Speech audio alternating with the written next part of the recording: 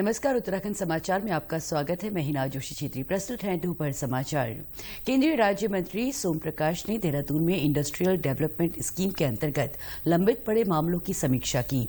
इस दौरान उन्होंने कहा कि स्थानीय उत्पादों के उद्योगों को बढ़ावा मिलना चाहिए। उन्होंने कहा, ईज ऑफ डूइंग बिजनेस में राज्य किस प्रकार आगे बढ़े, इसके लिए लघु और दीर्घ नीतियों पर कार्य हो।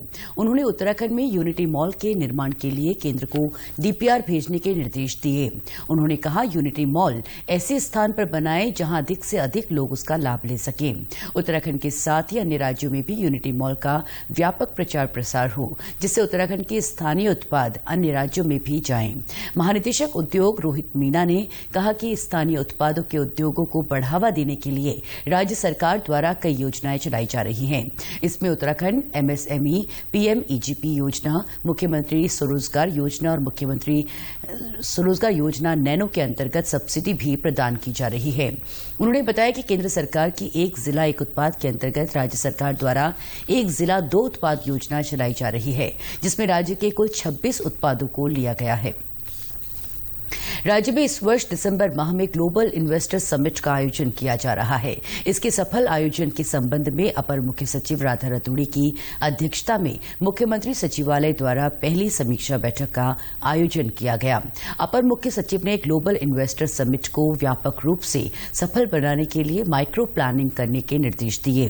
उन्होंने कहा कि इससे संबंधित जो भी नीतियां अभी कैबिनेट के समक्ष नहीं लाई गई हैं, उन्हें शीघ्र कैबिनेट के सामने प्रस्तुत किया जाए।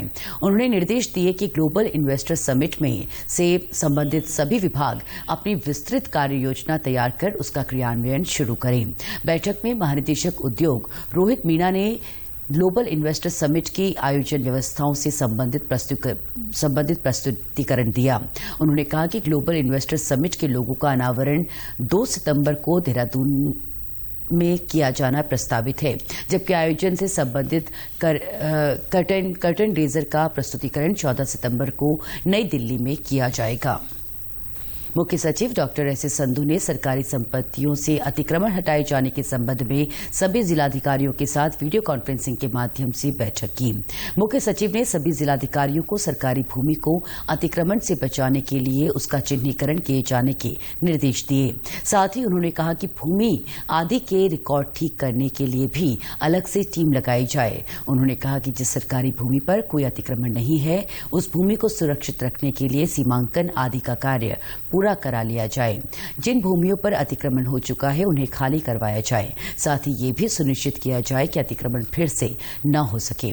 भूमियों पर अतिक्रमण न हो, इसके लिए अधिकारियों की जिम्मेदारी निर्धारित की जाए। मुख्य सचिव ने कहा कि भूमि किसके नाम दर्ज है, ये देखने के लिए पिछले 60, 70 या 80 वर्षों के रिकॉर्ड की भी जांच करवाई जाए।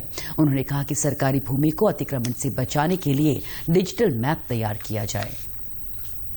राष्ट्रीय सुशासन केंद्र द्वारा हरिद्वार जिला प्रशासन के सहयोग से विकास भवन रोशनाबाद के सभागार में बांग्लादेश के प्रशासनिक सेवा के अधिकारियों के लिए एक क्षमता निर्माण कार्यक्रम का आयोजन किया गया।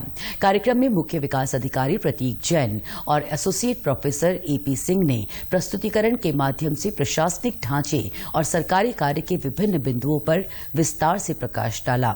मुख्य विकास अधिकारी ने प्रशासनिक ढांचे के अंतर्गत जिलाधिकारी, मुख्य विकास अधिकारी, वरिष्ठ पुलिस अधीक्षक आदि अधिकारियों की भूमिका की जानकारी दी। बांग्लादेश के प्रशासनिक सेवा के अधिकारियों ने विकास भवन परिसर में विभिन्न स्वयंसेवी संस्थाओं द्वारा लगाए गए स्टॉलों का भी निरीक्षण किया। इस दौरान उन्हें जनपद के कई गांवों का भी भ्रमण कराया गया। उत्तराखंड पुलिस ने साइबर ठगी से बचाव और जागरूकता के लिए उत्तराखंड साइबर कॉमिक्स की शुरुआत की है। प्रदेश पुलिस इस नई पहल के साथ आर्टिफिशियल इंटेलिजेंस का इस्तेमाल करने वाला देश का पहला राज्य है। कॉमिक्स काल्पनिक चरित्र सुपर कॉप चक्रेश के नाम पर आधारित होगी। हर सोमवार को कॉमिक्स को प्रकाशित किया जाएगा। कॉमिक्स काल्पनिक कहानियों के माध्यम से जागरूकता बढ़ाने में मदद करेगी और काल्पनिक चरित्र सुपर कॉप चक्रेश के आसपास घूमेगी, जो अपनी टीम के साथ साइबर अपराध से लड़ने जा रही है।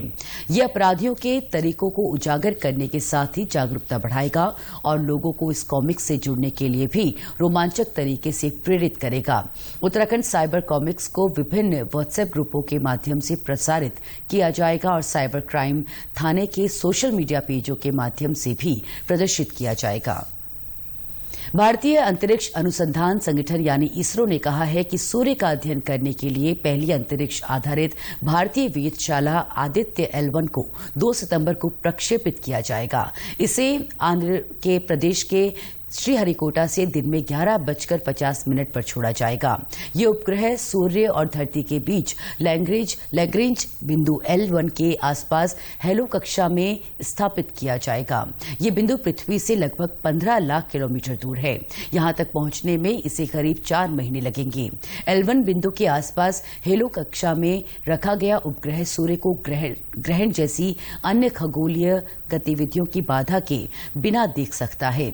ये मिशन सौर हवाओं और सूर्य के वातावरण का अध्ययन करेगा। आदित्य L1 में 7 उपकरण होंगे जो फोटोस्फीयर, क्रोमोस्फीयर और सूर्य की बाहरी परतों यानी कोरोना का अध्ययन करेगा।